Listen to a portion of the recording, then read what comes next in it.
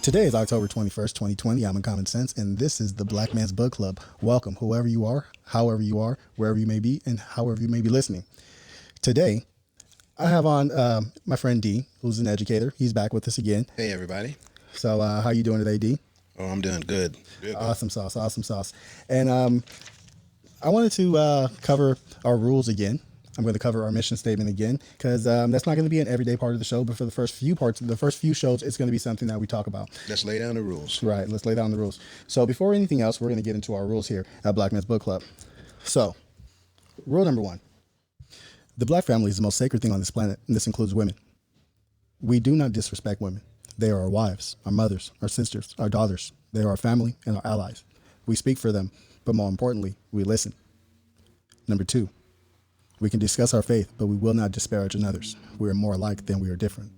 Cross-talking religion is encouraged when pointing similarities, however. 3: the word race is a dirty word and should be treated as such. The concept of race was created in the 1700s and attached to everything solely for the purpose of advancing white supremacy. 4: a person cannot know what they have not learned. Not knowing a fact is not a strike against a person. 5: Black people come in all shades, sizes, creeds, and social statuses. No one man or woman is the arbiter of blackness, and we will not measure how black someone is, or if they are black enough, quote unquote. 6: we can disagree. Hell, we should disagree. It's human. What we can't do is argue and demean each other. Insults are the language of people who don't have the vocabulary to properly explain their emotions. Be better than that. 7: final. No matter how much you disagree with someone, allow them to complete their thought before rebutting. Everyone has a voice. And that's the end of the formalities. Now, our mission statement. The Black Man's Book Club is not a physical book club that you can meet with. It's more of a virtual thing than anything. We have a fan page on Instagram called the Black Man's Book Club Podcast. It's not exclusive to men. Women's voices and opinions are just as valid. This show is for all of us. We're all in this together. What are we? The best way I could explain this is to quote the famous lawyer and founder of Trans-Africa, Randall Robinson. And the quote is simple: Black people need a ministry of information, and with this show, we attempt to fill that void. Black people and other people of color don't have very many places where we can have candid and honest, difficult discussions. So in the immortal words of Big Welt from the movie Robots, see a need, fill a need. Now, what is our mission? American history is revisionist at best. After learning the American version of historical events, one would believe that Black people had no history prior to the European invasion of Africa, and since have had little to do with the advancement of society. Our mission is to correct these misconceptions. Black people were not standing in one place just waiting for white people to come and civilize them. We have a rich history prior to, during, and after slavery. We have books of Black historians to tell us all about that, and we will bring those stories to you. So, that's the end of the formalities. I wanted to get into something today, and it's going to not be as heavy as our last episode. But before I do that, I have somebody who I'd like to introduce. I hired an engineer.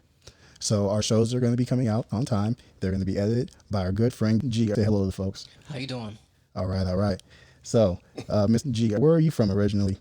I'm from Columbus, Ohio. Right on, right on. From Columbus, Ohio, and now you're out here in Cali, huh? Yeah, living the life, at least trying to. Come on, come on. Well, I have this thing that I do. There's something I like to do. And every show, I like to ask people if they'll give us a feel-good story. Do you have any story, anything that you can give me that's happened anytime to you in the last couple months that's a feel-good story? Because 2020 is full of shit and we need it. For sure, I actually do got one. I became an uncle recently. So Nice. My oldest brother had a kid. He got his own house too. So I plan on going back before the year's over to see my little niece. Yeah, man, that's important. Yeah, see my whole fam. So I'm excited for that for sure. So that was definitely probably the highlight of this year for me. Beautiful, beautiful, beautiful. How about you, D? You got something over there?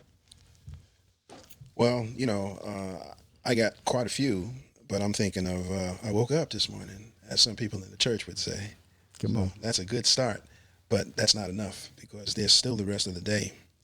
So I'm going to say that I'm here with you guys. We're talking about some things that are very important, and, I'm loving that. Right on, right on. I actually do have a feel-good story today. Last time I said that's what my guests were for, and I felt kind of like I cheated my audience on that one, you know what I mean? So I'm going to go ahead and I'm going to give my feel-good story for today. So this is actually kind of funny. It's a coworker story, really. So what happened is my coworker, he has a 19-year-old daughter, and he found out that she was on Tinder.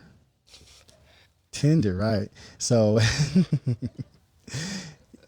he's not one of these overbearing types.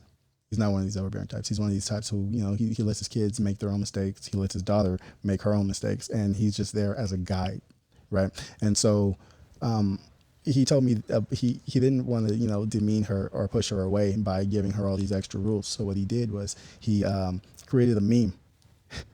And the meme was someone laying on a gurney, like in the morgue, and it says her name after her first Tinder date. And I thought that it was hilarious that he did it, but it also made me feel good that there are some people out there, some fathers out there who are not super overbearing and don't want to control every aspect of their wives and their daughter's life, And I really think that ties in pretty well to our topic for the day. Because our topic for the day, straight out of the book, Post-Traumatic Slave Syndrome, which is our book of the month, is dealing with disrespect and, in subquotes, manhood under attack. And so we're going to discuss the concept of manhood being under attack and if that is really a thing that's actually happening today, or is it a perceived idea, right? So we're past our feel-good story, and let's get into a couple of news stories that people might be interested in. So I wanted to talk first about this crazy news story dealing with the 2000 election. D, are you familiar with the 2000 election? What specific aspect are you referring to? Because there's a lot of stories floating around in a lot of places. Right. Well, do you remember what was big about the 2000 election? Again, I need details because there's been so much for so long. It's almost overwhelming. Right. So that was the Hanging Chad's election. Oh, now we're talking about paper votes in Florida. Right. Yeah. And now we're talking about voter suppression and, in California, the Republicans have put boxes out. They say that they're official, but they're not. And, it's the same old kind of redefining of what we already are used to and what has become, standard procedure. Right. Is that what you're referring to, bro? In a sense, this is a bit of a story of voter suppression, but this is also a story of how do I say this correctly? You know how historical events happen, and then the general public doesn't find out about it for 20 to 50 years. Yeah, sometimes that does seem to be the case. Yes. G, are you familiar with the 2000 election? Does any of this ring a bell to you? I know you're kind of young. Yeah, nah, it doesn't ring a bell at all to me. Okay, well, in case you're not familiar, this was the year of the infamous Florida recount. And on the Republican side, you had Bush and Cheney, and on the Democratic side, you had Al Gore and Joe Lieberman running as vice president. The race, it was the closest race that we had in America since 1876, and Bush was actually last, and he lost the popular vote by close to like 500,000. It was super close. So Jeb Bush at the time was the brother of George Bush, and he was the governor of Florida. The state of Florida claimed that the vote tally was incorrect due to something called hanging chads. Are you familiar with hanging chads? No. You want to explain it, Mr. D? Okay, hanging chads are the results of punching through papers, and the little piece of paper that's left inside the hole, instead of it being completely removed, there's still a little piece left on there. And so that led to the supposition that, the person may have voted differently from what the paper said. And they were able to use that to be able to increase the number of votes in Florida, for the Bush. Right. So exactly what he said. You use a hole puncher, and you have that little, instead of the hole puncher punching all the way through, sometimes you have a little piece of paper that dangles on there, and they use this as an excuse for why there had to be a recount. And and so due to the hanging chads, there would be a recount, and we know all of this is all right. For some of us, this is review, but what was happening behind the scenes is what people were just now finding out about. So now, mind you, this is 20 years later. Do you know what the final tally of those votes were, Mr. D? I don't know the exact numbers, but I know it ended up being swayed, and I do know that it ended up going to the Supreme Court. Correct. And that's the kicker, is that nobody knows what those votes were, because the Supreme Court ruled that they should stop counting votes. Does that sound familiar to the people that are listening to us? Well, now let me ask this question, though. Have you ever heard of the Brooks Brothers riot? I am vaguely familiar with that, but I think you better give us a quick summary. Okay. But before I introduce the Brooks Brothers riot, let me tell you about Roger Stone. Oh, Roger Stone. Roger Stone, That right? should be kind of familiar because it just happened recently. He just got out. A pardon from the president. Yeah. From President, well, you know who. But that's due to COVID. See, Roger Stone and Trump were longtime friends, and Roger Stone was actually kind of like a personal fixer guy for Trump for a long time. But while he was also doing that, he was a political operative. Who here? I wrote something about him. Roger Stone is a political operative and a longtime friend of Donald Trump. He was one of the namesakes of a crooked lobbyist agency along with Paul Manafort, known as Black, Manafort, Stone, and Kelly. He's been a Washington elite for decades and worked for Richard Nixon and was involved in the Watergate scandal. He had to go to court for that. To say it plainly, Roger Stone is a piece of shit, but he knows this to be the case. In fact, he relishes in it. If you need proof, all you got to do is go watch the Netflix documentary titled Get Me Roger Stone, in which Roger Stone tells himself all about the Brooks Brothers riot. And from his telling of events, he's the one who organized it. The appropriately named Brooks Brothers riot was named after the Brooks Brothers chain of food stores. The riot occurred during the recounting of votes. Once it became obvious that Bush was about to lose the election, a couple hundred middle-aged white men wearing suits busted into the Miami-Dade polling headquarters and demanded that the recount be stopped. Many of them were paid protesters. As a result, the recount was abandoned and the decision for the election was left to the Supreme Court. The Supreme Court, as we all decided, as we all know, on behalf of Bush, but only after an intense debate that involved the legal teams on both sides. So, were you familiar with that, the Brooks Brothers riot? Yes, I am familiar with some of those facts that you just gave us. Right, crazy. Did you ever hear about that? Nah. It's wild. Nobody knows about this. It's just now coming out, all the information for this. Now, I've told you the whole story. Oh, well, I've told you a whole story. I set up the election, the recount. I talked about Roger Stone and the Brooks Brothers riot. But all of that was just a setup for this next piece of information. On October 10th, 2020, the Washington Post posted an article titled How Amy Coney Barrett Played a Role in Bush v. Gore and Helped Republicans Defend Mail-in Ballots. Have you ever heard of this? I have. Can't say that I have. Do you know who Amy Coney Barrett is? Nope. Amy Coney Barrett is the lady who Trump appointed to replace Ruth Bader Ginsburg and sit on the Supreme Court. The Supreme Court is the highest court in the land. So when nobody else can figure out something, a smaller court, they send all the heavy cases all the way up to the top. There's 9 people that sit on that court, and they get lifetime appointments. Lifetime appointments. So it's big when somebody gets put on that bench because they get to make decisions for the entire country for years, right? See, all this was happening on the side of a larger drama that was the 2000 election. The election in Florida used butterfly ballots, which caused a great deal of confusion, and people had missing information.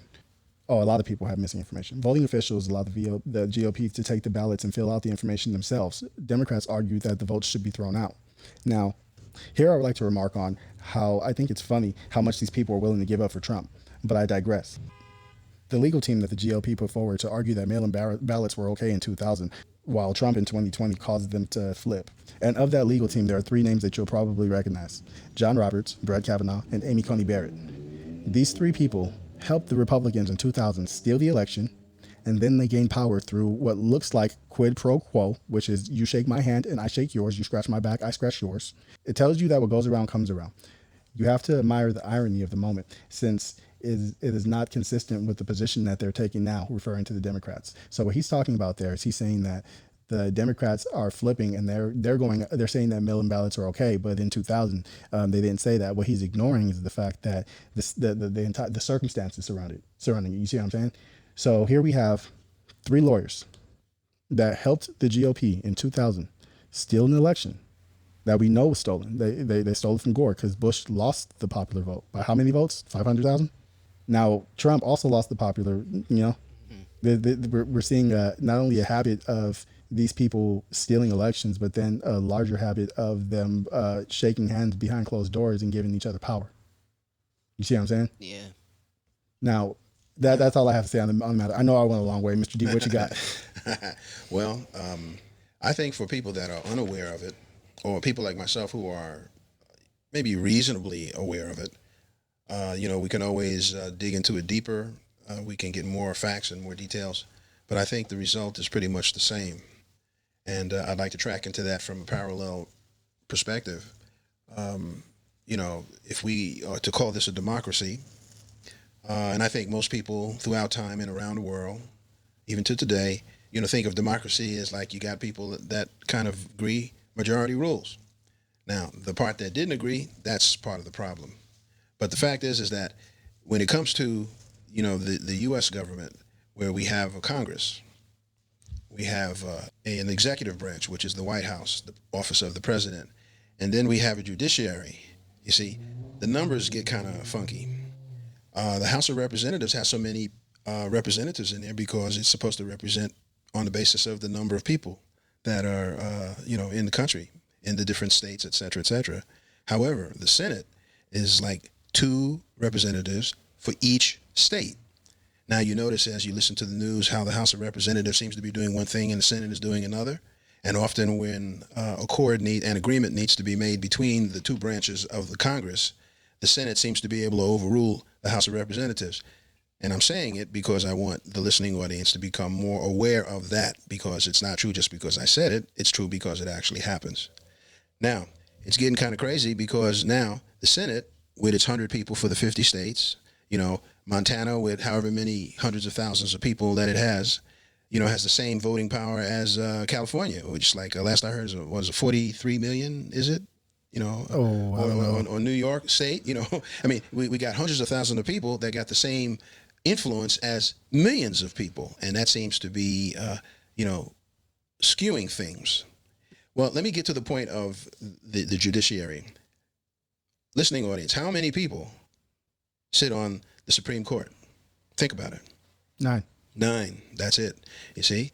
And so now when, cases get brought up to the Supreme Court because it's, quote, the highest court in the land, it's basically 9 people making a decision for all the other hundreds of millions of people that are in the country. And it's looking like some of the things that happened in 2000 are looking like they may happen again in 2020. Yeah, and that's why certain things are looking ugly right now, like Roe versus Wade. Because Amy Coney Barrett is almost guaranteed to strike down Roe. Yeah, I'd like to say I almost think of it as being a fault when the Roe versus Wade thing that has to do with a woman's right to choose abortion, this, that, and the other. People are on either side of that. That's the issue that's often brought up with her. But there's a lot of other things that she has the ability to influence too, based on her opinion. And just think about it. Would you trust somebody that every time you ask them a question, they gave you a roundabout answer or no answer at all? Absolutely not. And that's what she's been doing. She almost, if you spent time, and I know many of our listeners probably can do this, and I wasn't able to do it either, but I do plan to kind of catch up on some of it. Almost every time, even the simplest question was, well, I can't answer that. And she'd give a reason, and this is the kind of thing that's not only done by her, but other people that have been put into those positions. And these are judges that are supposed to, rule on the constitutionality of the law. Look, T, don't get me started on the Constitution, because I do see that as an extension of something that we talked about not too long ago, and that was the black codes. All right.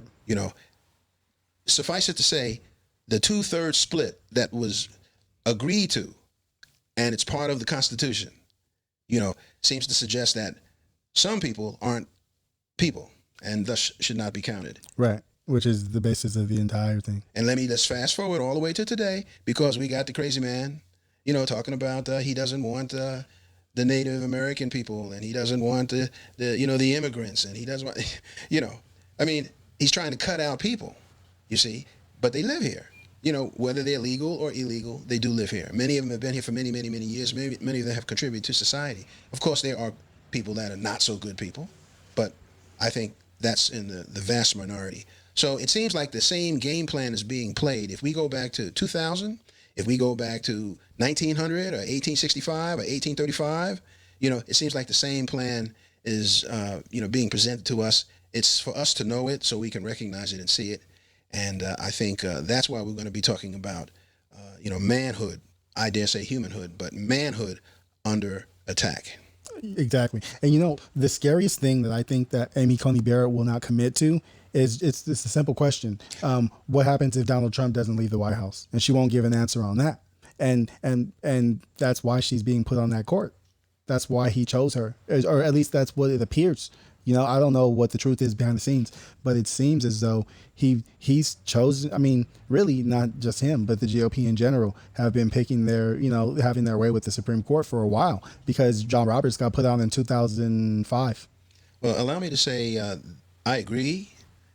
Let me use a different word to describe, you know, that group of people. Let's call them conservatives. It's always been a question as exactly what is it that they're conserving. I think they're trying to conserve their own ass. That's what I think it is. The status quo. The status quo. You know, society as we know it, laws that are being passed, all these kinds of things. You know, they seem to want they want our society to operate in a certain kind of way, and I think we'll be getting into that a little bit later, you know, in our show here. But the idea is that our listening audience needs to be aware of what these folks are doing and don't take it sitting down. Don't take it so lightly. I know some of our church people would say, you know, turn the other cheek and all that kind of stuff. To some degree, I do see that as being, you know, in a spiritual way and in the long way, you know, the right thing to do. But what makes you think you need to be in a position where you get slapped in the first place? You see, so being aware of these kinds of things is the thing that can help us to heal a lot better. And I'm sure we'll be talking about that more later, too. Indeed. Now, let's move on. Did you have something you want to talk about in the story you think people should know about? No. What you said was just fine. You know, I'm in it. I think people... Well, no, let me take that back. Come on. Let me take that back. You know, a lot's being said. I know about 20-something million, I don't know whether it's 23, 28 million people have already voted early. I do want to say, based on my knowing someone who worked with, you know, the pollers, the people that, you know, are sitting on, you know, on those desks and those chairs, and they're coming in and they got the rolls of all the registered voters in front of them, and they've been trained how to do what to do and all that kind of stuff. You know, I've actually done it myself once. You know, those people, you know, take their job seriously. They just want an accurate count. You know, they just want an accurate count. But then when you have people that are trying to disparage those people, trying to disparage the vote, and trying to make it like, you know, something's going to go wrong with it, throughout the country, a lot of people are very serious about trying to get an accurate count. Now, here's the deal. If you were mailed a vote, you know, a ballot, it comes in an envelope. Whatever the rules are for your particular district or area, you need to know those rules up and down like you know the back of your hand, like you know your name. And I'm not letting none of our listening audience, you know, get away with, oh, I didn't know. That's BS. You need to take the time to know. So that's point number one. The second point has to do with if you really feel that you cannot mail it in safely, or you can't go to the polls, so you want to mail it, you know, if you got some kind of safety issues, deal with it. For example, in my particular case, since I know some of these people, what I'm going to do is I'm going to take my mailed ballot, I'm going to take it to the poll station where I'm supposed to be, I'm going to hand it in. In other words, submit it, surrender it to them. And that basically means that if you give it to them, they're going to cross it out or, you know, make it so that it becomes invalid, so you can't vote twice. And then that very morning, you can take your butt to the booth and you can vote. That way, your vote will be counted immediately, like by the end of the day. I do believe that, given some of what T said and what we've been hearing in the news and the implications of so many other things, there's going to be a lot of BS said about you know, what's valid and what's not valid and what's fake and all this other kind of stuff. Look, if there's like an 8% vote that says you're out, then it's harder to argue that. Right. You see, and so I think it's incumbent, and that's the message I want to leave. I said I didn't have anything, but yes, I do. Everybody needs to vote, whether you think voting is important or not. It's one of many things that need to be done. You know, I've said protest, I've said vote, and I've said boycott. And that's like a three-legged stool. You know, you need to do even more than that. But if you do those three things, you can't rely on just one of them. Right. And you need to hit them from in every aspect that you can at this moment. That's right. I actually did. You reminded me of a TikTok video I did about a month ago. That it's about naked ballots. Have you ever heard of naked ballots? I have. Mr. G, you ever heard of naked ballots? Nope. Okay. This is something that's happening in Pennsylvania. Right. And it speaks to exactly what Mr. D was talking about just now, where he mentioned that you have to know exactly how to vote in your specific area. Now, I titled this TikTok video, Naked Ballots Are the Hanging Chads of 2020. So we already talked about hanging chads, right? Okay, so check this out. This is the script. And here's a peek behind the curtain for all of you people who follow me on TikTok. Everything that I say on TikTok is something that I've researched, and then I wrote a script, and then I recorded the video reading the script. So sometimes you'll see me looking off to the side. I'm reading. So here's the script for Naked Ballads. Many of us remember the hanging chad situation of 2000. That's when Florida had to recount and Bush stole the election from Al Gore. Well, here's this year's version of that. The Pennsylvania Supreme Court just passed a law that will enable the state to throw out naked ballots. In Pennsylvania, they have a 2-envelope mail-in ballot system. Your ballot goes into a secrecy envelope, and then that goes into a mail-in ballot envelope. If your ballot is not placed into properly into both envelopes the exact way that is dictated by the state, your vote will be thrown in the trash. This is expected to result in, at minimum, tens of thousands of lost votes that will be thrown away.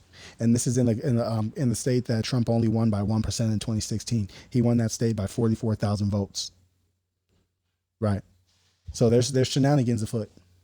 Yet Trump and many of his supporters in the Congress and other places want to talk about, he represents the people. He represents the people by a very thin percentage, very thin, like single digits. Right. Less than single digits, maybe I should say it that way. And let's not forget that maybe we should just briefly mention this whole thing is like our listening audience needs to become more familiar with something called the Electoral College. Oh, I got a whole thing planned for that. We're going to do that before the election because I want to do a deep dive, a breakdown into the history of the Electoral College and what it was used for and what it's still used for. Because in my lifetime, I've seen more than 2 elections be stolen by the Electoral College. Me too. Right. So moving on though, I have one more story that I think people should know. Right. And we've been hearing a phrase go around a lot that I think is a ridiculous phrase. And I think we need to like really dive into it and see exactly what it is. And what phrase is that? That phrase is herd immunity. Okay. Right.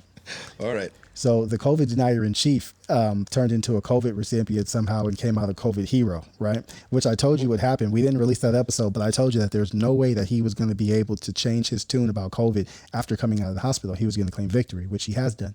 You know what? I remember you said that. You're absolutely right.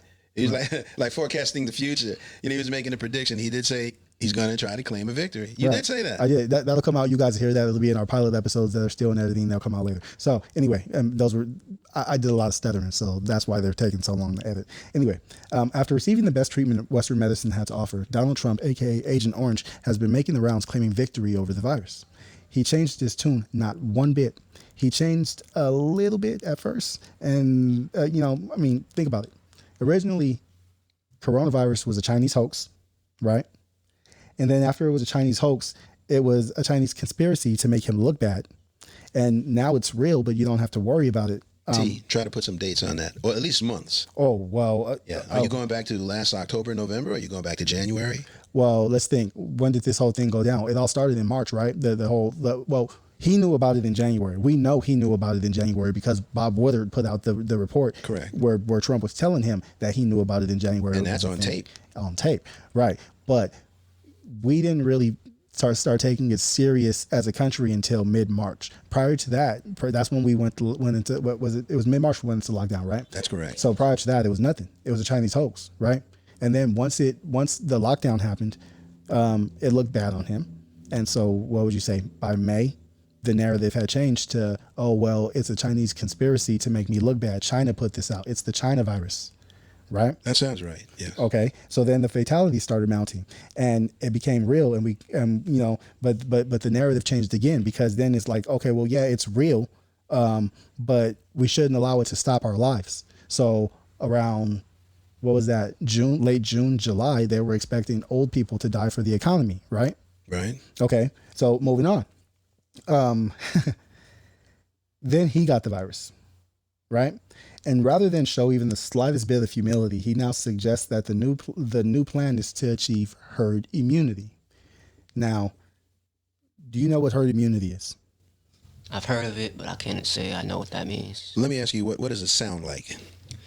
It sounds like trying to put like a whole bunch of people together so they can be immune to it, quotation marks. Like a whole bunch of people be not affected by it. I guess that's what the goal is. Okay, you're close. You're Good. you're, Good. you're close. You're in the Yes, neighborhood. yes. So herd You immunity. get an A.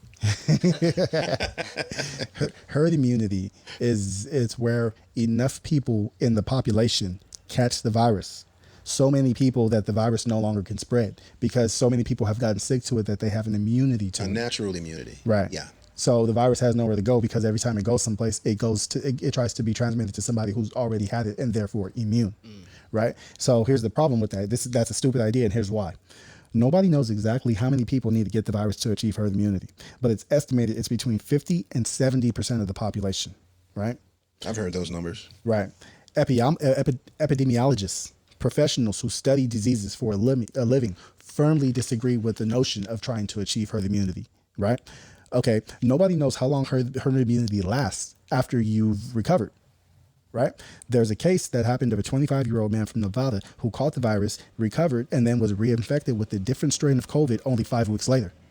So that's a slap in the face of herd immunity right there. Right. Because if you can get reinfected with another strain, then you're not immune. True. Well, wouldn't the same thing apply with a vaccine? The vaccine is specific to the virus. So if the virus mutates or evolves, then it's possible that a different virus can present. And now we need another vaccine? Right. Well, I don't know, because the way vaccines work, a lot of times they'll try and make one vaccine that will take out a group of, even if it mutates, it might catch one or two generations of that mutation. But if the virus mutates fast enough, it'll replicate faster than they can produce vaccines for it. So listening audience, where would you put your trust? Given that information. Now be wise, be smart. Use the good sense that the good Lord gave you. It sounds to me, that's just my personal opinion, that there's a possibility that the virus might outrun the vaccine, that the virus may not be able to, that herd immunity may not be able to slow the virus down enough so that, less people get it. So either one is a maybe. Right. A maybe at best. But there's more though, because 40% of the country is at risk for getting really seriously injured by this virus. So how do you isolate 40% of the country from the other 60%? Because that's what Trump is considering right now. He's suggesting that we just isolate the people who are high risk. And that's 40% of how many millions? I have that. 331,558,017 people was the census at the beginning of this year. There it is, folks. 40%. Do the math. So, I did that math, by the way. The COVID death rate is around 2.7%. Though the death rates do fluctuate depending on which data set you're looking at. If you're looking at the highest category of fatalities being like the 70 plus range. But if you consider 100% of the U.S. population as being infected by COVID and the fatality rate holds at 2.7%, then that will result in 8.95 million fatalities. Now we have, at last count, I remember when it was 0. And let me just go back to, here's a fact that I think is valid. So let me divert just for a quick moment. I do remember when it was 0. It was said to be 0 in the United States. Can our listeners remember when it was said to be 0 here in the United States? Can you remember when the idea was, well, we're going to shut off China, we're going to shut off Europe? If you don't know, there's a tunnel that goes from England to France. It goes underneath the English Channel. People were leaving France to go to England to be able to get to the United States. See, just think about that. In addition to that, Americans were allowed to come back to the United States. So that's one of I told you so. 0 wasn't 0 any longer, and now at last count, it's over 200,000 deaths. Fatality. Right? Yeah. I think it might be up to 212,000. I'm hearing of tens of thousands of people, thousands of people dying a day. But it's no worse than the flu. Yeah. That's what we've heard. So again, are you going to listen to all of this nonsense? Are you going to put the health of yourself and your family, considering that the symptoms or whatever they are, and then you get to the point where you can't breathe, your lungs don't function properly, somehow other pre-existing conditions, like what? Like breathing? Right. You got high blood pressure? Oh, like you got sugar diabetes? Oh, like you're overweight? Or like whatever else they say, Do you want to like put your faith in some of the stuff that's been said? Now, mind you, the Trump got air evac in a helicopter to a hospital when he had fever. And then he got drug therapy that exists like almost nowhere else. Certainly not for the population of the country. And he wants to talk about he feels great and he feels good and this and that and the other. And say, well, I'm not one to take all that stuff, but I'd like to be in a position for it to be offered to me. So again, listening audience, are you going to say, well, if he got it, if he's better, then it'll be okay? Well, see, I don't think so. Something funny about that is the medication that he received that saved his life, that had him feeling better than he's felt in 20 years. Okay, what was that medication? One part of it was remdesivir. I believe that's the group of steroids, right? I think you're right. But the base of the cocktail that he received, I actually did a TikTok video about this too, because it highlights hypocrisy. Because the strain of the thing that was used as the base for his experimental medication comes from the HEK293 T cell line.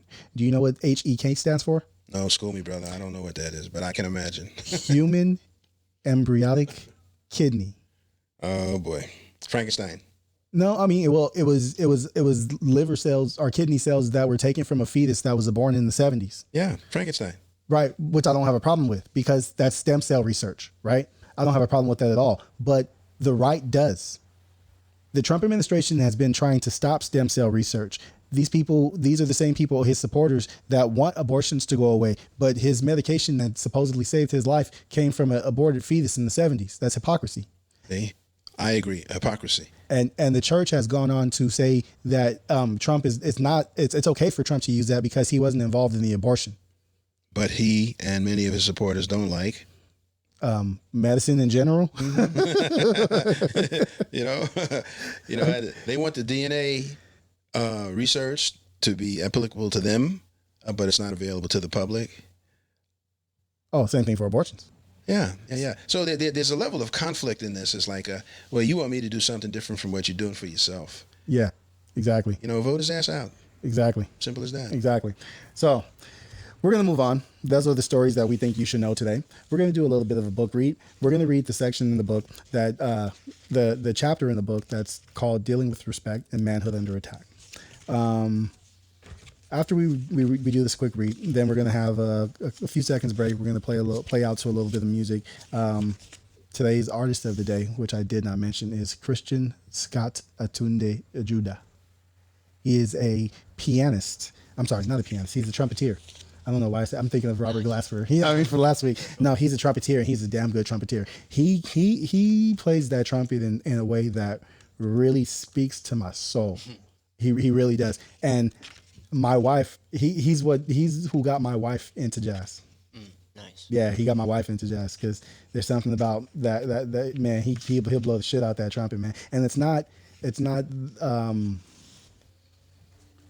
old feeling. It doesn't feel like traditional jazz. It's very R&B vibe-ish, you know what I mean? Because that's what a lot of the jazz artists from nowadays, they do. A lot of them are R&B producers. Mm-hmm. You know what I mean? They just do jazz so that they can do their thing on the side. And this dude, his music is super funky. So you guys heard a little bit coming in and you heard a little bit more going out. But I finally got this part of the book that I want to read.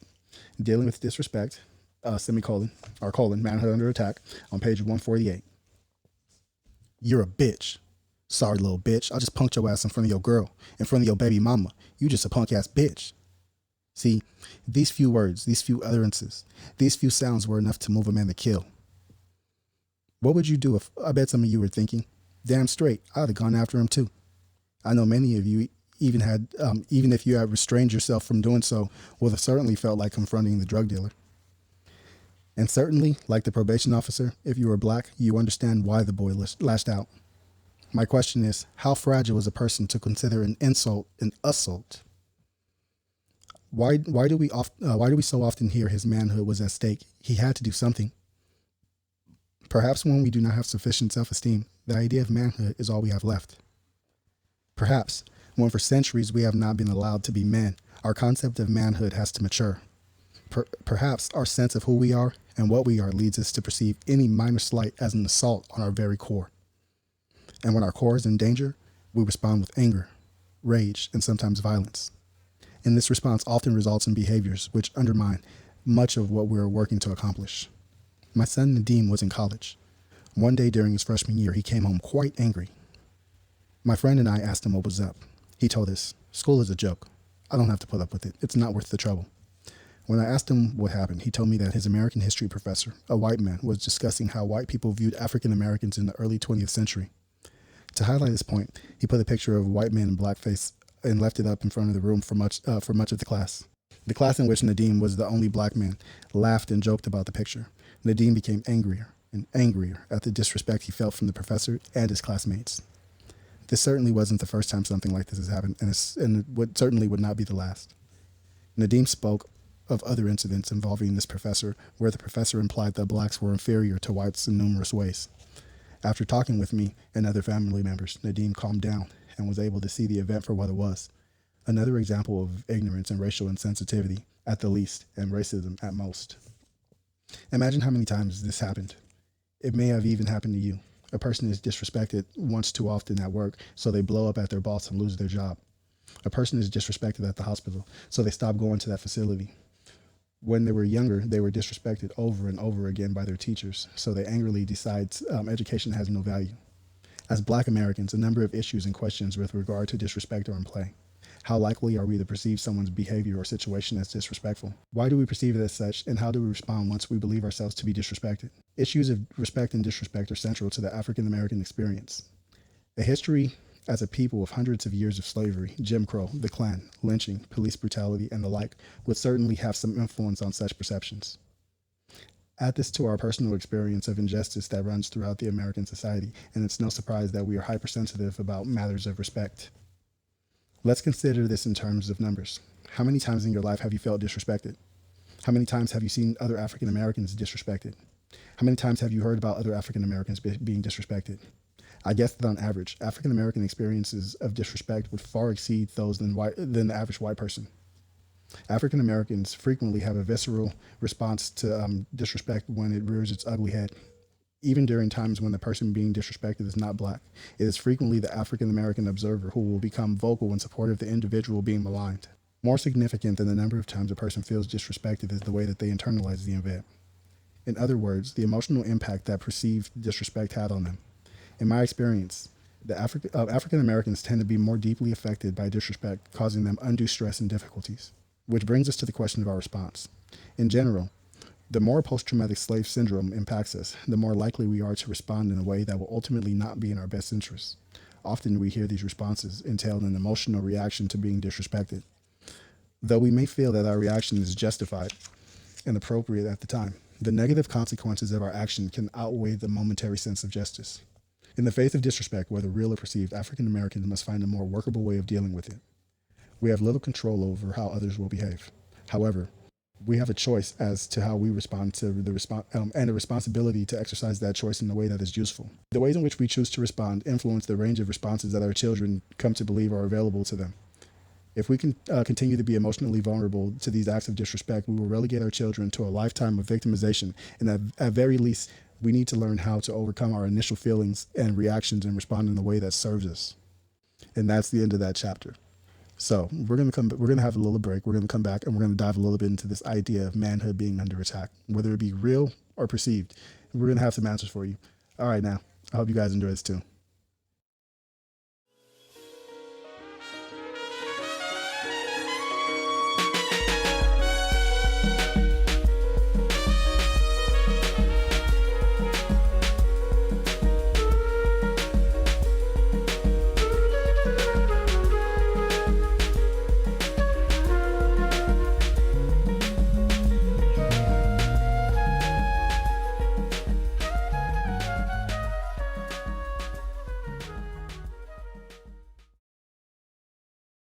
And we're back.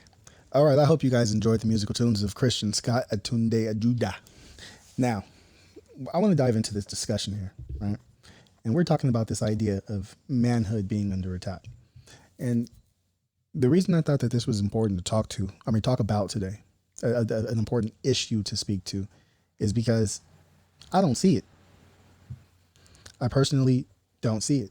I mean, I would like to know what people mean by manhood is being under attack. What exactly does that say? So I really, really went on a deep dive Googling the idea of manhood being under attack. When you Google those words, manhood under attack, you start finding some really, really toxic stuff.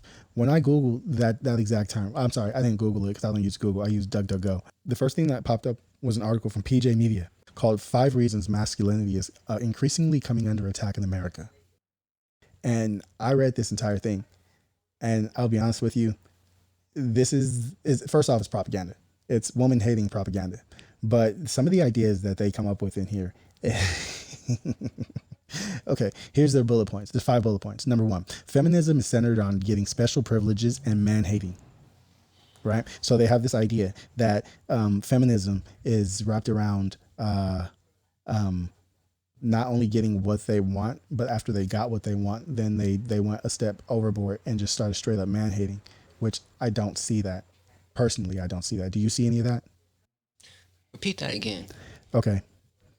Feminism is now centered on special privileges and man hating. That's the bullet point. So let me read this so you get a better understanding. It says old school feminism was about getting equality with men. However, when that battle was decisively won in American society, there were a lot of women who had gotten involved with the movement who still wanted glory, pay, and prestige, and the prestige of fighting for women's rights.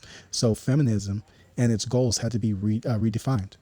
Today, feminism features a lot of angry women railing out against men, exaggerated or false claims of inequality, like the endlessly debunked there is a pay gap between men and women, and increasingly trivial complaints. Feminism used to be about things like making sure women had the right to vote, while today, as often as not, the complaints are more akin to the sunglasses being the tools of patriarchy. What you thinking, D?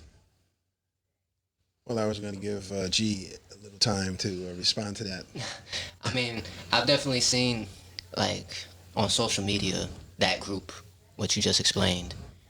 So, I mean, but feminism, like the term for it, I don't really know. But I've definitely seen, like, both sides, men and women. Some men try to go hard, maybe for special privileges coming from women, and try to be like a feminism, just so that, they play that edge, but they're not being real honest with themselves. At least I think some people act like that. I agree 100%. What you got, D? Well, honestly, I don't care. When it comes to feminism, I remember how it started. I've seen how it's evolved into 3 or 4 different things. It's kind of out of my control as to how many of those women think. Right. So therefore, I try to, bring it back to myself.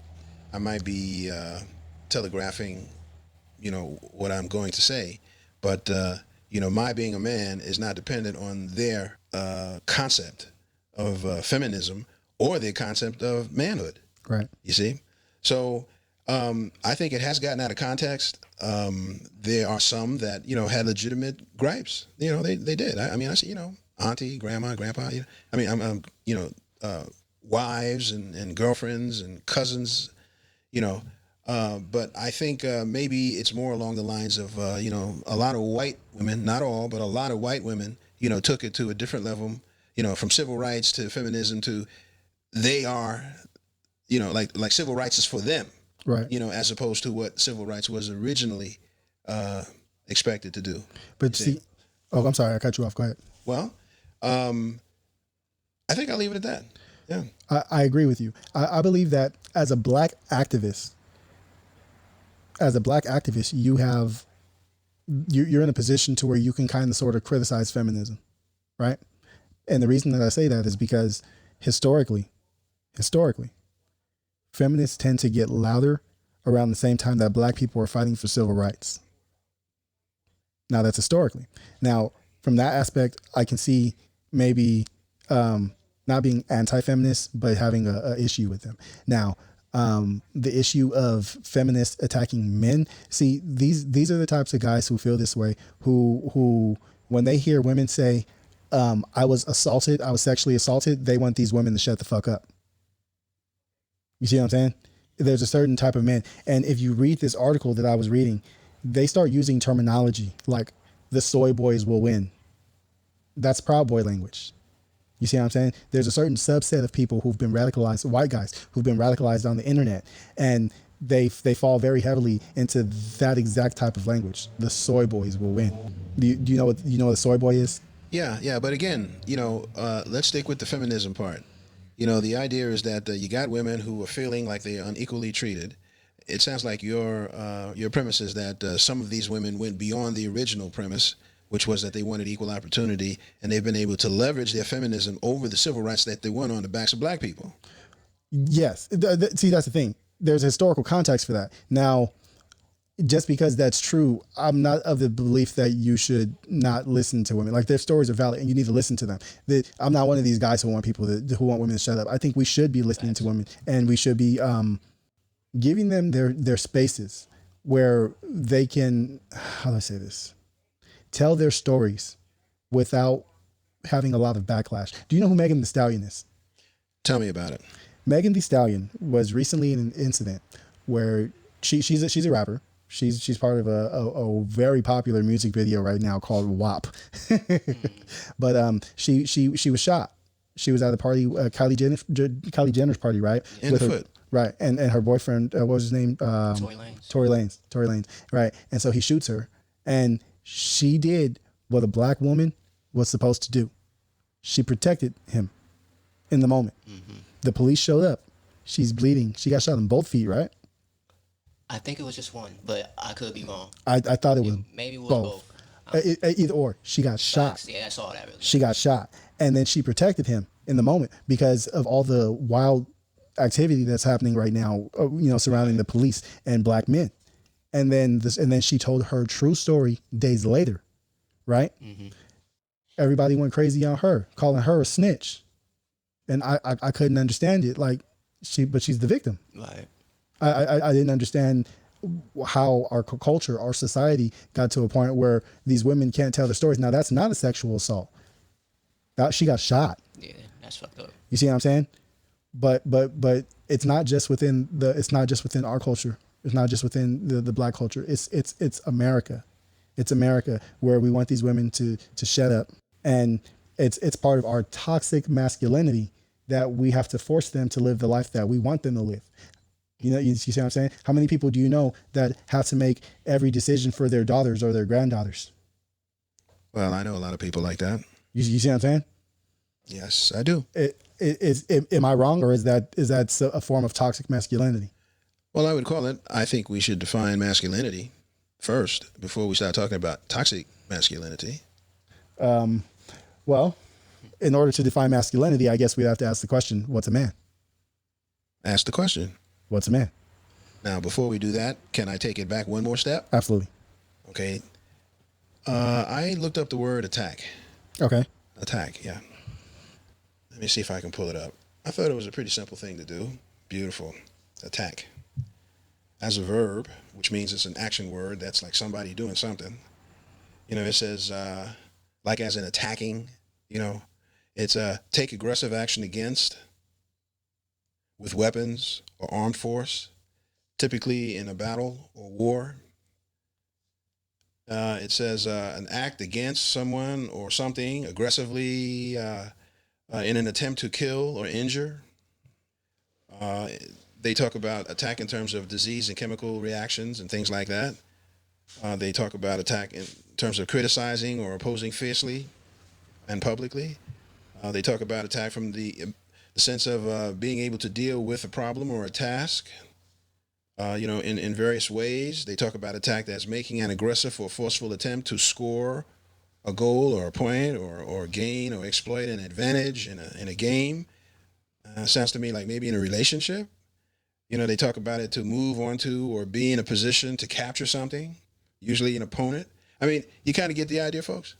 Okay, so that's attack. Now, let's just quickly, give me a second. You looking at manhood?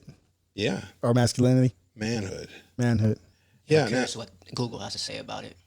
Right, about manhood, what manhood is? Mm-hmm. Right, because how do you define that? That's what I was thinking in my head. It's like you could go at it like biologically. Okay. You could go about it like what we think manhood is, or what society think manhood is. Well, that's. Okay, I'm glad you good. said that. Are we looking at the for a book definition, or are we looking? Are we discussing what does society view a man to be? Facts. Like, it could go a lot of ways. Right. What you got over there, Mr. G? I'm going to say we have to look at it both and more. Right. But in an effort to try to, make it clear, so we got to kind of define it. We got to kind of isolate it, narrow it down a little bit. So I think those are many different shades of attack. You mentioned the word disrespect. Makes me think of how many people around our neighborhoods here talk about, "Don't diss me, man." Oh, people get killed over disrespect. Yeah. Well, anyway, we'll talk about that. No, we talked about it. Go ahead. Who you calling and then whatever the word is. Right. Right. Don't talk about my mama. All of these things are attacks. Right. These are disrespect. These are intimidations.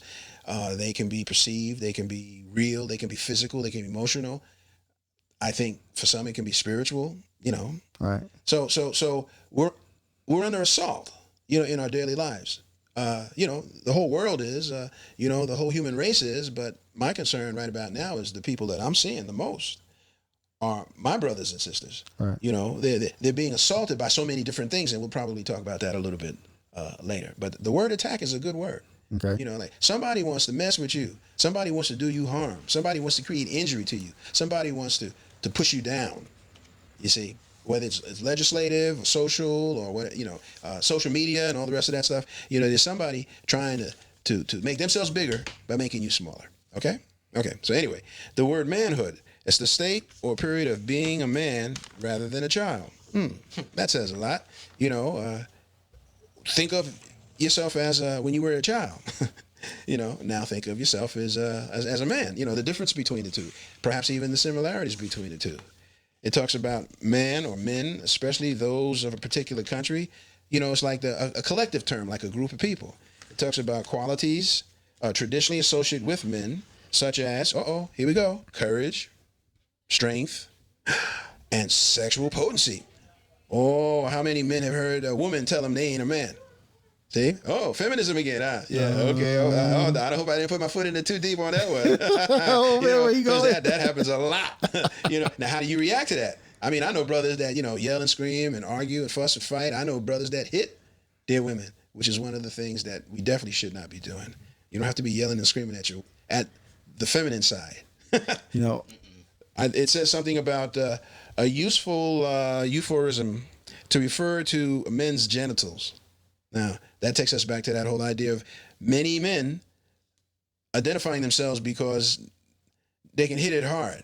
I don't want to be too descriptive, but there's many words that men use to describe how they hit it hard, you see? And they think of themselves as being men because they do that without thinking about all the other things that come with being men. And I'm sure that's kind of what we're going to talk about. So when we put these two words together, manhood under attack, you see, we can see that something's going on, whether it's internally in our particular group of people or in the society at large, whether it's in the country, the nation, or the world, somebody's trying to put us down as men. And I think there's lots of reasons for that.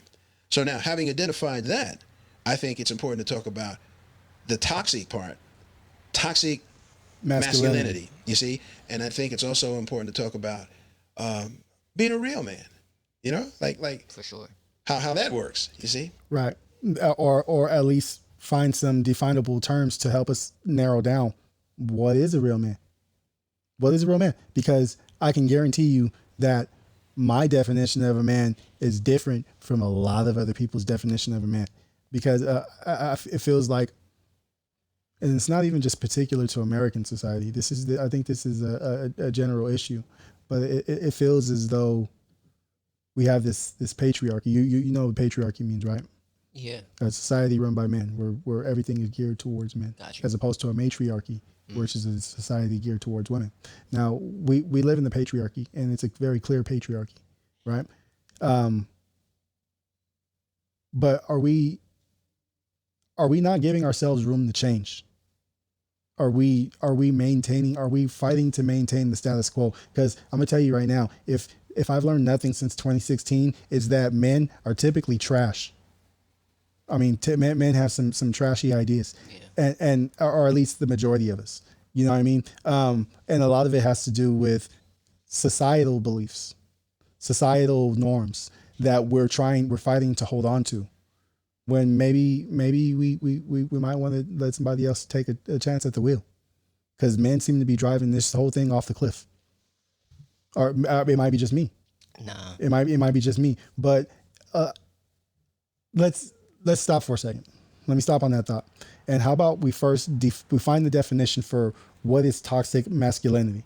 Because I think that would help us really find some structure to this conversation, right? So, toxic masculinity, according to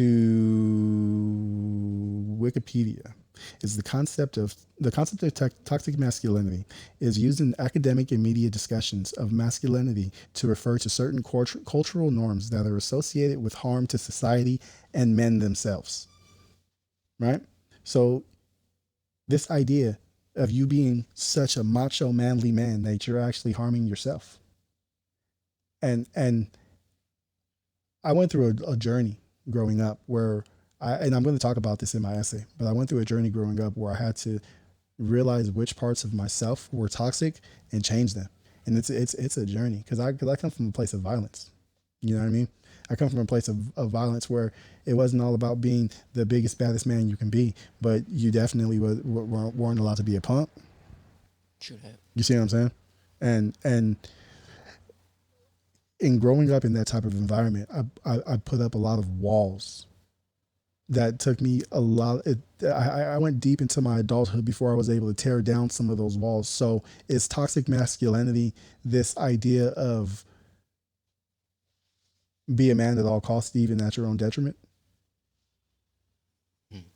Be the machoest manly man you can be? Go ahead. Sorry.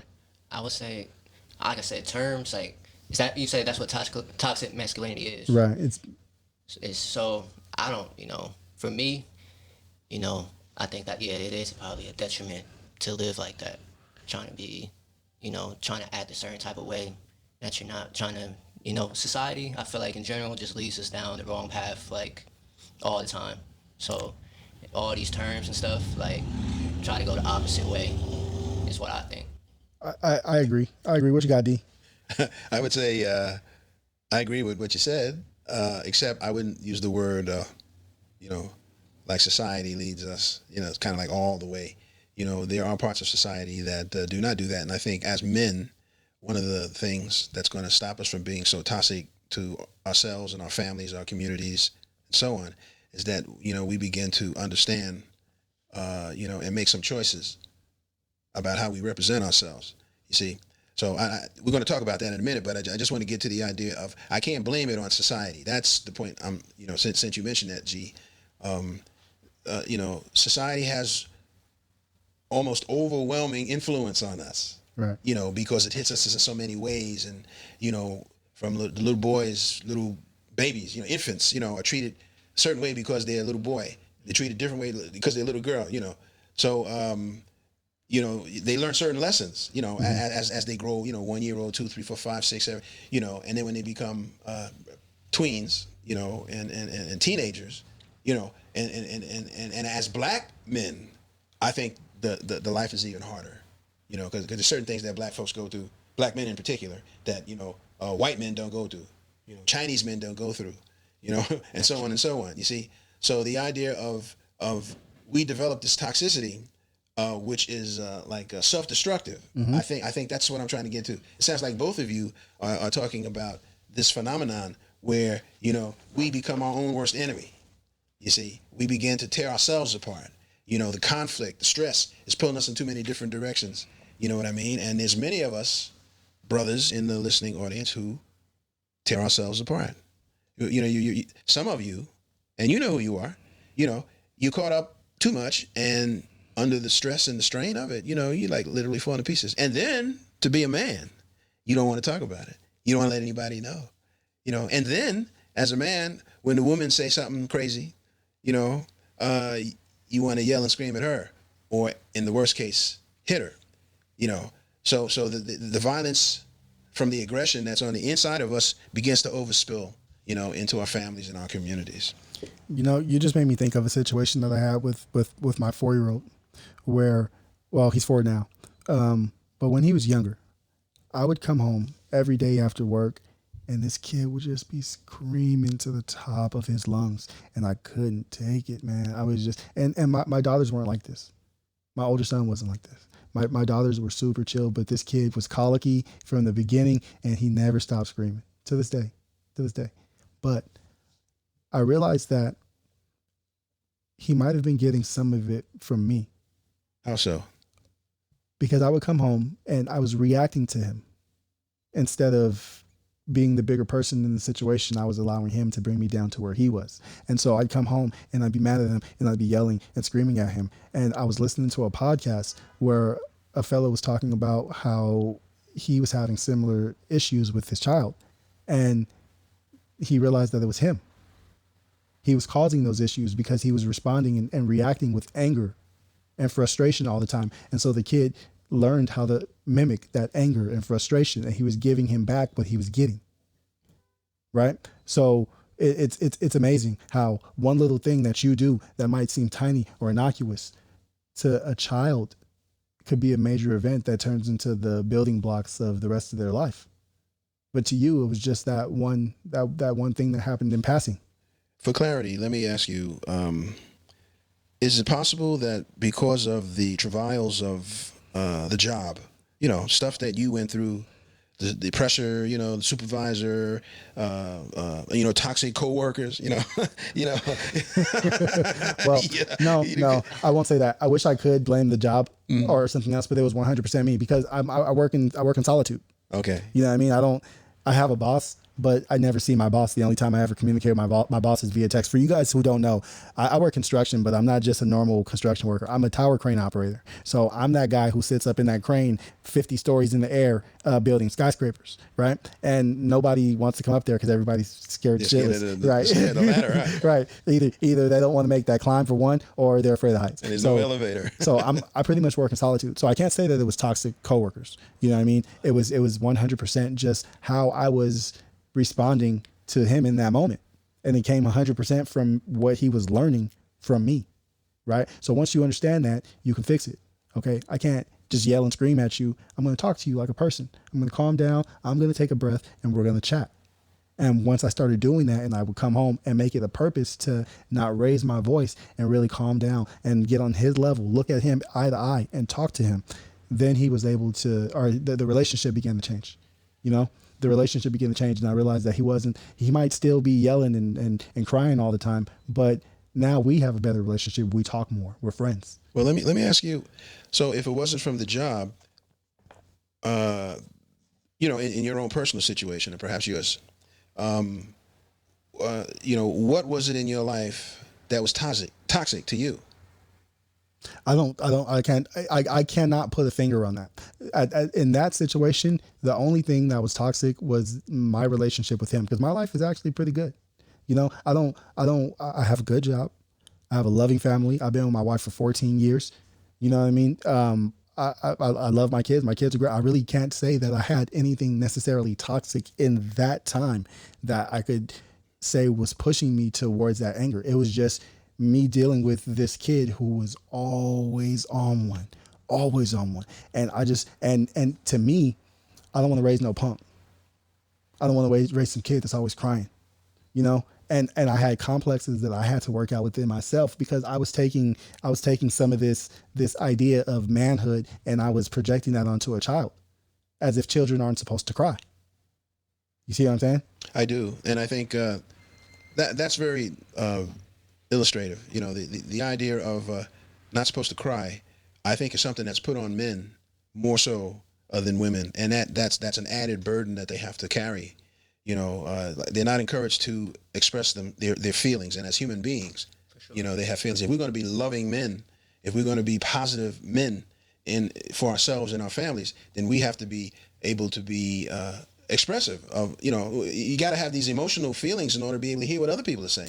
I agree. 100%. With the free flow of emotions going back and forth and the sitting down and talking to each other, like you just said with your son, then it opens up the doors for caring and loving, and being, family. We can't be that way without that. You can't. See, you can't. there is the toxic. The word toxic is like poison. Poison. It's injurious. Poisonous thought. Yeah.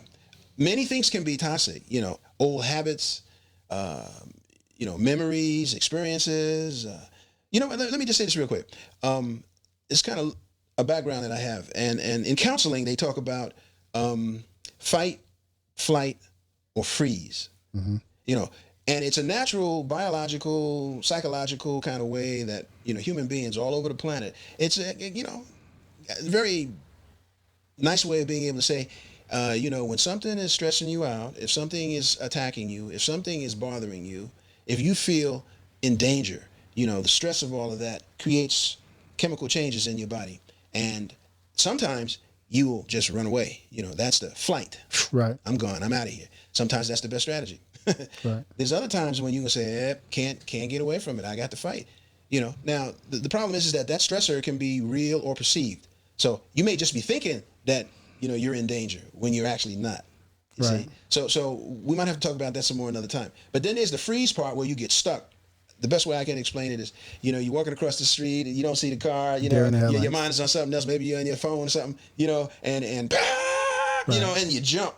You don't run. You don't move out the way. But you're still in the same spot. Right. Paralyzed fear. Yeah, you froze. You were paralyzed, you see? So this fight, flight, or freeze, in and of itself is a reaction to danger, perceived or not. And I think sometimes not being able to express those emotions that led to that can help create the poison. Well, you touched on a word that I think is important for us to understand if we're going to talk about what a man is and how men do things, right? The word is perception, right? Okay. Because let's say you're a guy who you came home from work, your old lady didn't have whatever warm dinner made for you, or so what do? You start talking shit. You may not put your hands on her, but you get aggressive with her. You raise your voice, you yell at her, right? To you, this is Tuesday. To her, this is the day that everything changed. This is the day that you disrespected her because she didn't have such and such ready for you. You see what I'm saying? And the way you perceive the situation, it's like it's nothing. But the way she perceives it, she's no longer safe. You see what I'm saying? So perception and understanding how perception works and understanding how you are being perceived when you're committing certain acts is important as a man. Because just because you're the bigger, stronger of the species doesn't mean that you can walk around and just intimidate her or other people. You see what I'm saying? I do. There's something that comes with that. And when you're talking about some of these ideas, some of these more toxic ideas of what a man is really just based on intimidation, or just based off of, well, I'm the person who can whip your ass in this relationship, so you have to listen to me. Well, allow me to say the notion of men, because I've seen this in a number of cultures, in the Spanish culture, the whole idea of macho, well, real men are not macho. Real men are hombre. Mm. They are men, and they are men because of their strength. They are men because of their leadership. If we have people in our family that, well, not my family specifically, although there are some, but I'm saying in the families in general, if we have people in our families that are like, I'm the man. Now, what the hell does that mean? Right. So you got to listen to me because I'm the man. Oh, you ain't got a job. Don't tell me this is my house. Right. So being the man doesn't mean that you have absolute authority just because you say so. You see, you know what? Allow me. It's like leadership. I think that's the word I'm trying to get to, because I do remember there was a time when the leaders of armies were out in front. I say that all the time. Yeah, and so I mean, you going up against a wall of enemies, and you the one that's out in front. Right. Well, hey, everybody listening. I mean, what do you think happens to that guy? We're not even talking about guns. We talk about swords and arrows and stuff like that. That's it. Right. You one of the first to go down. Right. And so those guys, like, well, if he's ready to do it, I believe in him, and I'm backing him up. I'm going to do it. We all going out together. Which I think is insane. But the point is that now the general's in the back, telling them where to go. You see. So as a man, if you're going to be a leader in your family, if you are one of those that just like do like I say do, and intimidate. And like you said, talk loud or yell and scream or have a lack of understanding about what's been going on, in the house, then that begins to create that factor. That's that poison. The poison inside of you becomes poison inside of her, like the wife or maybe the children, You know, they begin to look at you like, oh, daddy's back again. Oh, I better be kidding. Let me go stay in my room, or let me just do whatever he says do so that I don't have to go through no shit with him. Well, how many toxic behaviors are passed down from slavery? Well, that's a good point, and I think that's why that book, the post-traumatic slave syndrome, seems to suggest something that's very, very, very salient. Yes. The whipping and the beating and the breaking up of families, the taking away of limbs. I mean, the 3/5 compromise. Right. We talked about that. The Jim Crow laws, the Black Code, The slave code. the slave code. Voter suppression today. Right. The civil rights stuff back in the 60s and all that stuff that's happened before and after that. We kind of get the idea that, we're in harm's way. And it's, like I said before, fight, flight, or freeze. It's a human reaction to do that. So I'm hopeful that by saying this, though it's my theory, that, it becomes like some of our listeners are going to be looking at themselves and looking at their family situation, and they're going to, like, if that applies to you, you know how Johnny Cochran said, if the shoe fits, you must have quit. Right. If the shoe fits you, if that glove fits you, if that shoe fits you, you wearing it, then, like Michael Jackson said, look in the mirror. The man in the mirror. That's you. Make that change. You know what I mean? Right. For sure. I mean, we can talk about real life examples of manhood being under attack, but it's not from women. Manhood being under attack. Bug breaking is an example of manhood being under attack. You want a historical example of it? Do you know what bug breaking is, Mr. G? You ever heard of that one? No. Bug breaking was an act that happened in slavery, where whenever they got a new bunch of slaves, they would flog one of them. They would pick the biggest, strongest looking man, and they'd flog him. And then they would sodomize him in front of the rest of everyone else. So everyone could see them raping this man. It was an attack strictly on his manhood. Then if we're going to talk about this in the historical context, how many stories do you think exist like this, where a black man has to slave and work for the benefit of whoever else? Historically, it was white people, but I mean, they get treated like I'm trying not to cuss. They get treated terribly on their jobs, right? And then they come home and they have to take that out on their family, their wife and their kids, because that's normal. And that's normal in humans in general. It's for the victim to become the victimizer at some point. And for you, when you've been victimized, to find someone smaller than you or somebody who you hold power over for you to pick on. You see what I'm saying? Yeah, it should get deep. It does get deep. It gets very deep because, I mean, like I said, how many times did this happen? And how many times was that passed down through history? There's something that Dr. Joy talks about called the social learning theory, right? And the way she explains it is, how did you learn how to cook? You learned from your mama, right? So if your mother can't cook, odds are you probably can't cook either, right? That's right. And that bad cooking skill or good cooking skill or whatever it may be is passed down through generation, right? Mm-hmm. Well, the same thing happens to getting your ass whooped by your parents. True. And the same thing happens with this idea of being the biggest, strongest man that you can be. That's part of our social learning theory, and it's passed down through our generations. And it's time that we change it. I got one for you, man. Although it's not about men, it's about women. How many times have you heard some woman, it could be the older woman, the auntie, the grandma, leave that nigga. Right. You don't need to stand for that. Right. That's something, I've heard, and I've heard other people have told me about. A girlfriend says it too, Mm-hmm. You don't have to take that shit from that fool, Right. But here it is that women doing it to other women. Well, men, do the same thing. They say things to other men and that becomes the model. Right. But they were dysfunctional, and they're passing that dysfunction on, to whoever they're talking to. Well, we know it is a thing where men will have to, you be hanging out with the boys and your old lady call and you might not have been with her too long or she might not know your boys, and what do? You lying? Hey, what's up, babe? Yeah. Hey, I'm with the boys right now, hey, let me call you back. No, hold up. All right. Yeah. I love you. And then what do your boys do? you Now, telling me? yeah, you pee whipped. Right. True. So that's an attack on your masculinity. Yes, it is. Yeah. It's happening by your own friends. It's Yes. you guys conning each other into maintaining this strict manhood. It's a false image. And these are your friends. It's a false image. Yeah, yeah. You can't maintain it because think about it. When it all boils down to it, those same friends are going to end up getting in relationships and leaving the group Yes. because y'all not finna have sex with each other in most cases. Most cases. You see what I'm saying? So the whole thing is toxic. The whole thing is you trying to, it's hurting yourself. Yes. Okay, so let me ask you a question. Have you guys ever heard of the incel movement? Intel movement. Incel with a C. Incel. No, I haven't. Oh, you're gonna like this. Have you heard of the incel movement? Preach, brother. Okay. The incel movement was born out of something called Gamergate, right? This is probably the most toxic masculinity that you'll find. Okay. So the incel movement grew out of Gamergate. Gamergate happened when a couple females decided that they wanted to really look at how misogynist video games are. So they brought the issue to, they made it a public issue. And as a result, all these video game nerds just started attacking these women in crazy ways because they felt like women were intruding on their thing, right?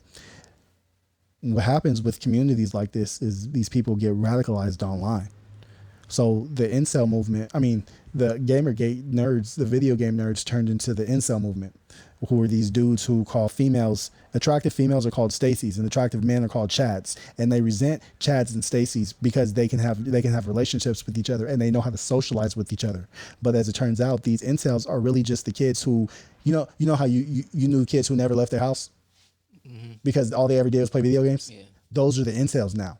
They grew up and they turned into these guys that don't have any social skills and they're mad at the world because they don't know how to talk to females. So it's all the females' fault. But the ideas that they have about what women should do for them, it's ridiculous. In their mind, it's all the females. In their mind, it's all the females' fault. Yeah. It's all the females' fault. It's someone else's fault that they don't know how to socialize. So what they do is one guy named Elliot Ness, he killed a bunch of people. He's like the patron saint of the incel movement. Damn. Yeah, it's deep. I'm telling you. But when I say that these guys are toxic and their ideas are toxic, they believe that this is the real thing. They believe that women should be forced to have sex with them. Oh, y'all crazy. They should be forced. Why? Because the Chads get them. Just Forced. Forced. Okay. Yeah. Rape. Yeah. think Yeah. so. Yeah. There's no other way to call it. There's no other thing you can call it. It's rape through and through. Intimidation. Yeah. See? Yeah. It's sickening. That's toxic, boy. That's for sure toxic. And it's 2020. When's the last time you had something that, you made her do it? Like, I'm talking to the men out there now. You know what I'm saying, right? Like, how did that work out? If you have to, I shouldn't have to say this, but if you have to force her to do it, you're wrong. Yeah, don't do it, man. You're Leave wrong. it alone. The answer to that question, when he said, "When's the last time you had to do it?" Your first thought should have been, "Shit, I ain't never had to do that." Yeah. Think about that. That's toxic masculinity. It is. The idea that because you're a man, Yeah. it should be given to you. Yeah. That's detrimental to you as a man. If you're a man, you go out there and you figure out how to make it work. You achieve it. You see what I'm saying? That's what a man does. My idea, my concept of what a man is somebody who understands their position in society and works as hard as they can to improve said position without having to have extra motivation to do so. Well said.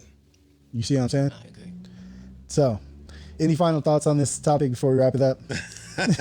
we just got started, but if I were to try to wrap this up, I would say self-identity, perhaps I would use the word self-knowledge. You got to kind of know yourself, would help to eliminate a lot of these influences and these toxic notions that, many of us have. I think as a man, one of the things that helps you to be a man is you realize that, you got more under your control than you might think. Now, as I've gotten, older and I've lived through more experiences, I began to realize that I rely on God. I used to think it's 95% me, 5% God. At this point in time, I think it's the other way around. I got the 5%. I can barely handle that. It's all God. You see, my life has gotten a lot better because of that thought. But the idea is that you do bear responsibility for the choices that you make and what you do. And I think that, that kind of like self-reliance along with, self-knowledge, can help you to stand up. And as you stand up for what you believe in, I think that makes you a man. I agree 100%. G, you got any final thoughts on the topic? I kind of agree with D just said, but like looking within yourself and not looking to outside sources is how you can keep some of this toxic stuff Good out. one. But it's not, nobody's perfect though. So I mean, we're gonna all have toxic. I can't say I'm not trying to act tough sometimes too. You know what I mean? But you feel me? Just try to look in yourself and know yourself. That's the best way to put it. I like how you put that. Well, that thing about looking outside yourself, I think one thing, I'm just like, bouncing off of what you said, one thing that I think a lot of men don't do is they do not talk with other men. They hold it in too much. Or they think it's only them. They're isolated in the world. And I know that leads to mental illness and all kinds of other crazy stuff. So men being able to talk with other men, men's groups, trusted friends, that have your best interest at heart might help, just like you said. That way you don't have to keep it inside so much. I agree. Working. but yeah, I agree with that. Yeah, see, I agree with that too. And, thinking about what you said, you kind of triggered a thought with me. You made me think about a book. The action step. Yeah. Yes. That one's for you for later. You made me think about a book that I read a while back called Siddhartha. Have either one of you ever heard of Siddhartha? Nope. That's a new one on me too. Oh, it's an old book. It's from, I think, the 1890s, I believe. It's a pretty old book. But it's similar to the book that our benefactor in here is reading by Paulo Coelho, The Alchemist. And in Siddhartha,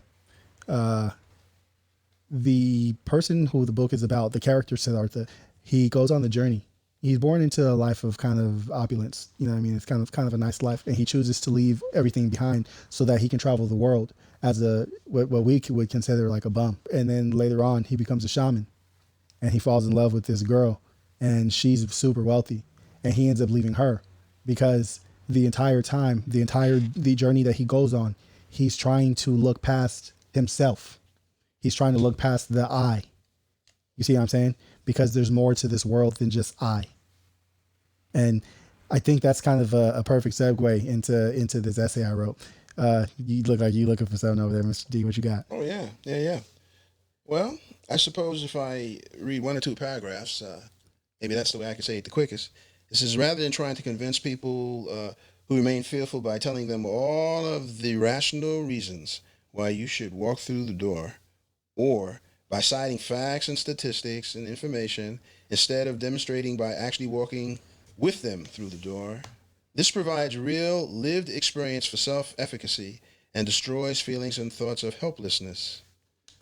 Now, this is on a thing called learned helplessness, which I think is another piece of that, puzzle we tried to unravel. But the more people experience efficacy, the more empowered and helpful they will become. The more empowered they become, the sooner we will all return back to our true and healthy selves. Agreed. There's another interesting chapter that she has that segues nicely into this relationship, and that's the chapter on vacant esteem.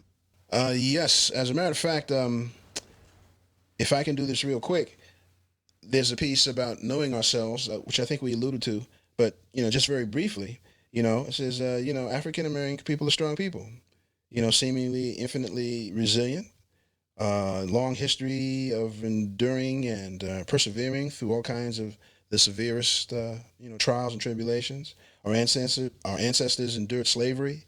And they powered through Jim Crow, and evidence of these qualities can be seen today, every day, through our struggles from civil rights to, political equality and financial equality.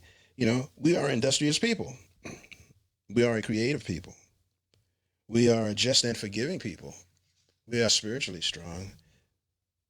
All these components are the things that help us to know who we are by looking back on our history, our own history as an individual, and the history of the people that are in our family, and the history of the people in our community, and on and on and on.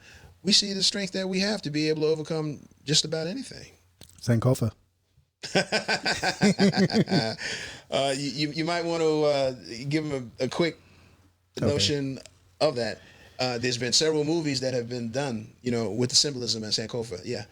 Preach. Okay. Teach. Sankofa is it's a term. It's an African term that means go back and get it. And what it refers to is how it's up to us to go back and retrieve the lessons of the past so that they're not left behind. In fact, I think it translates exactly to go back and get or go back and retrieve what could be lost to history. I think it's something. I'm paraphrasing, but it's something similar to that. It's something that we could allow the listening audience to look up. I agree with you 100%. I would simply like to add that it was a bird. The symbolism. I was going to get to that. Okay, preach. Okay, so there's two symbols that's used for it. Oftentimes you'll see either a heart or a bird. And the bird will usually have a rock or an egg in its mouth and be turned backwards, looking over its back, as almost as if it's dropping the egg into like a pouch on its back or something like that. And it's actually a pretty powerful symbol. I'm actually thinking about using that as our logo instead of the book symbol. I was thinking about using the Sankofa heart. That would be good. One of the things that I know about it, just to expand on that imagery, it's the representation of it. I know it from, slavery times. People have told me that it was the idea of all of those African people that made it across the Atlantic, whose bones are not lying in the bottom of the Atlantic Ocean. Jewish people want to talk about 6 million in Germany. Well, I've heard some scholars talk about 30 million. Last I heard, it was like 60 million black people didn't make it across.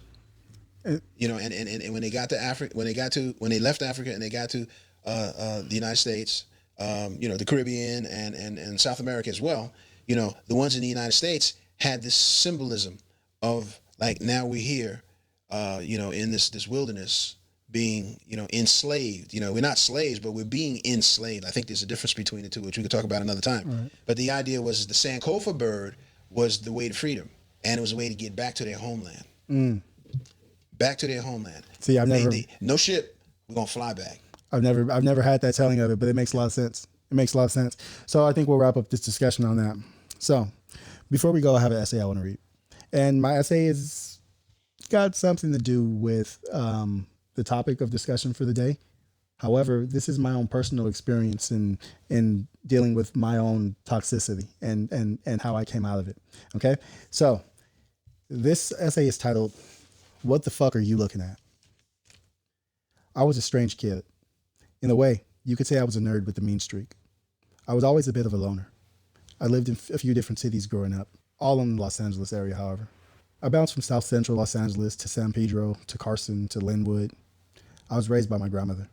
She sent me to some of the best schools that we could find, or at least the best public schools.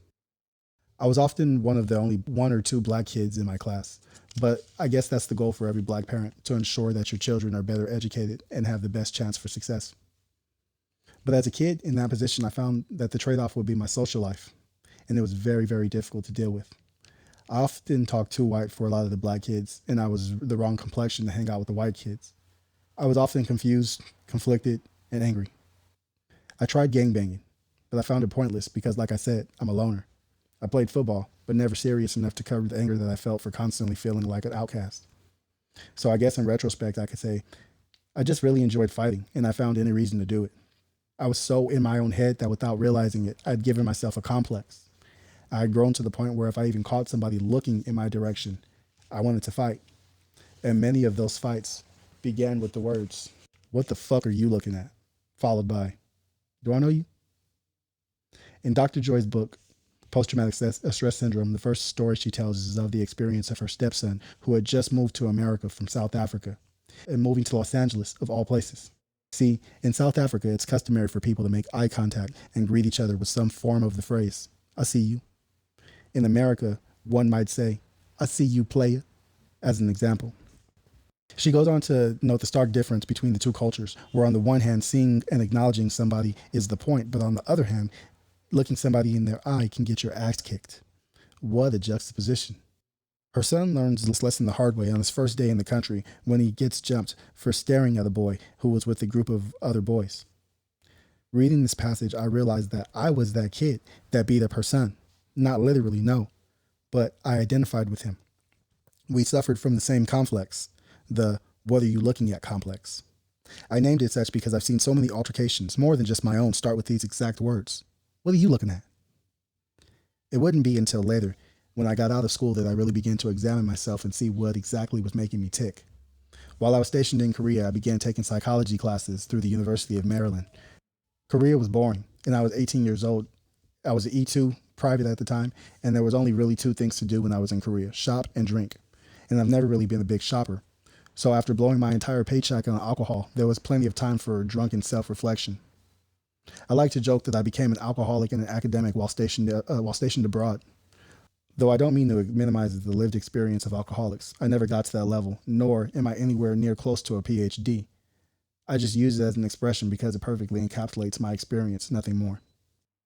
I, however, was able to do something that many aren't able to do.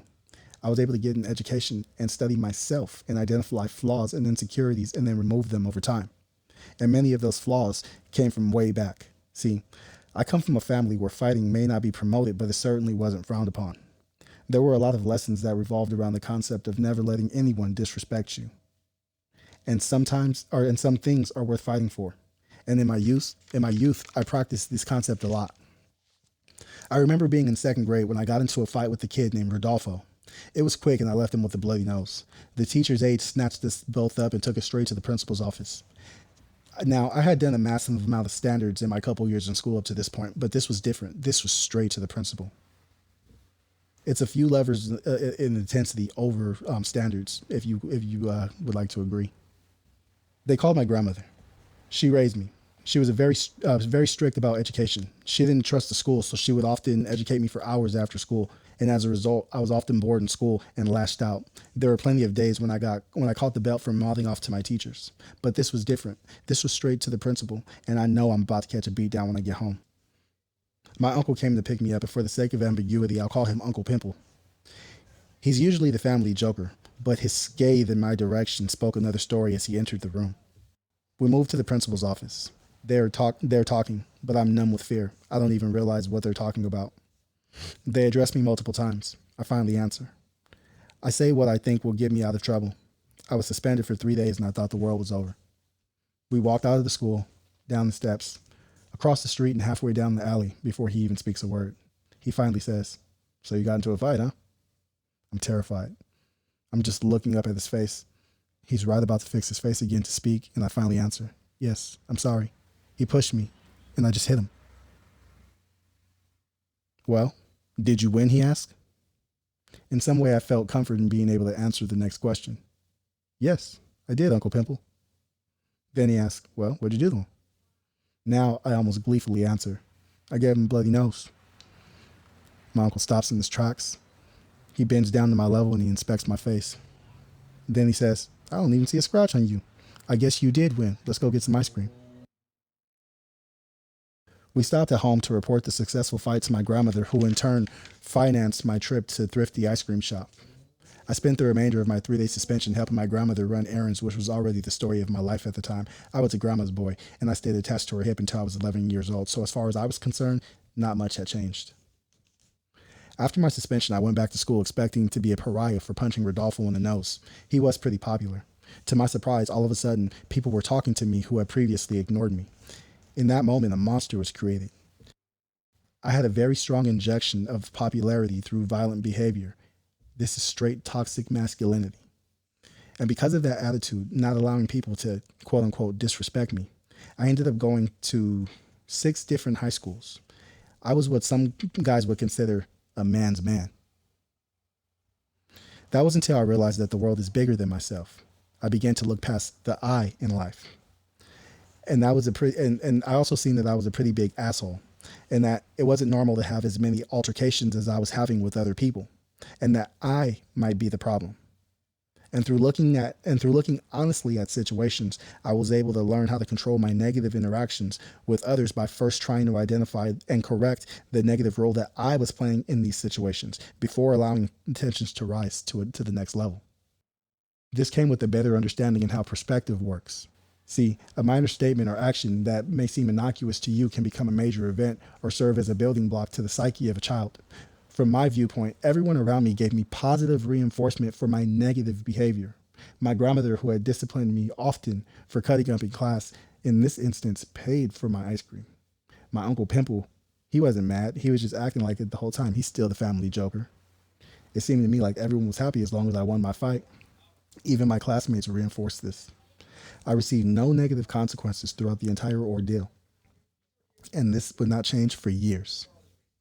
Herein lies the problem. As an adult, I've tried for years to escape this fighting reputation.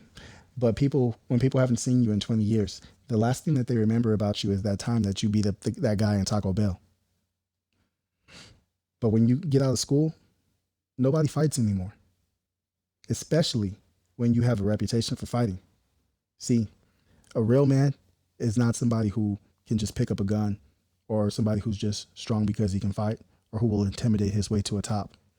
A real man is somebody who understands his position in the world, like I said before, and he works actively, daily, to improve it. Be a better man. All right, ladies and gentlemen, that's the end of my essay. Mr. D, before we ride out of here, do you have any action steps for anything that we brought up today that you can see to maybe fix anything, any action steps? Well, I'm going to piggyback on what G said. You know, the idea was, you had to talk to other people, get it out. As a matter of fact, I think you said the same thing.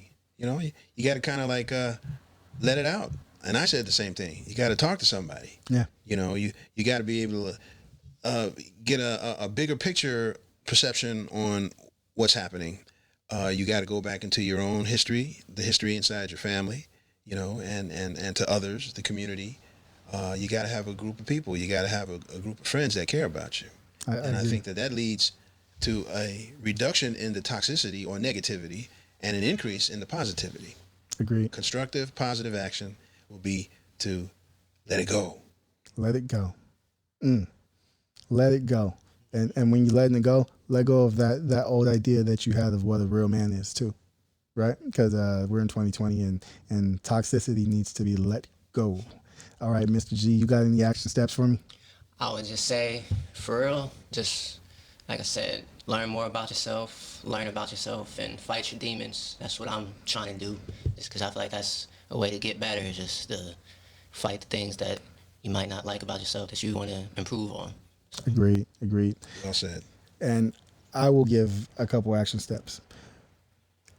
I will always say the number one action step is to read, because history is full of lessons that will help us understand our position today and our upcoming position in the future. So my first action step is to read, but my next action step is to piggyback on what Mr. D said. You have to let it go, but you also have to be able to step outside of yourself and look at a problem as if you're an observer and see what part you're playing in the problem. And if you could do anything differently or to achieve a new outcome, right? Especially if this is in your relationship, because the definition of insanity is to do the same thing over and over and expect a different result. So at some point, you have to change things, and it needs to start with you, right? That's right. All right, action steps. So we got through another one, fellas. We got through another one. Can I? Do you guys have any social media, any email? How can the people follow you? How can they reach out to you, Mr. D? Well, I'm putting that together. As I mentioned once before, my daughter's on my case about that. And I'm gonna tell her. This is a good example of how listening to the woman, is probably better than not, but especially when she's right. So I'm working on it. I would really love to hear from, people that are catching us, and they're part of the conversation. So I'll have something soon. Agreed. All right, Mr. G Twist. Do you have anywhere where people can reach out to you, find you, follow you, subscribe to your stuff? I wasn't going to say anything because I like to stay low key, but I do have an Instagram. It's G Twist Beats, GTWIST Beats with a Z at the end, and that's pretty much all social media I have. It's just Instagram. So maybe chop it up on there. I'll for sure get back. Right, right. All right.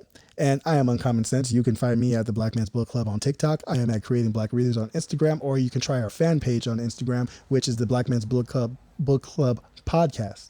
All right. We have a Patreon that's set up. It's attached to this YouTube. If you feel like you want to give us money for something that we give away for free, we'd be happy to take it. I spoke last episode about something that I'm working on with the publisher, where we can maybe subscribe to our Patreon, pay $30 or $25, $30. We'll figure that out, and then we'll send you the books.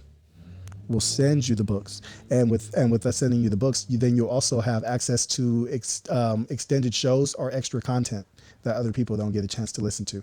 And we're gonna have our big group discussion at the end of the month. So that's all out there. That's all in the works. But if you want to reach us right now, like I said, we're at Creating Black Readers on Instagram. We're at Black Man's Book Club on TikTok. We're at Black Man's Book Club here on YouTube. And thank you very much. Before I go, D's, look like you got something for me.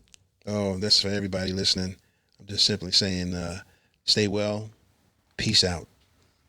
Indeed, indeed. Any parting words, Mr. G? Sounds good to me. Peace out. All right, whoever you are and however you may be listening, I like you. Hell, I love you. I want you guys to take care of yourselves, and I'll see you on the next episode of Black Man's Book Club. Thank you.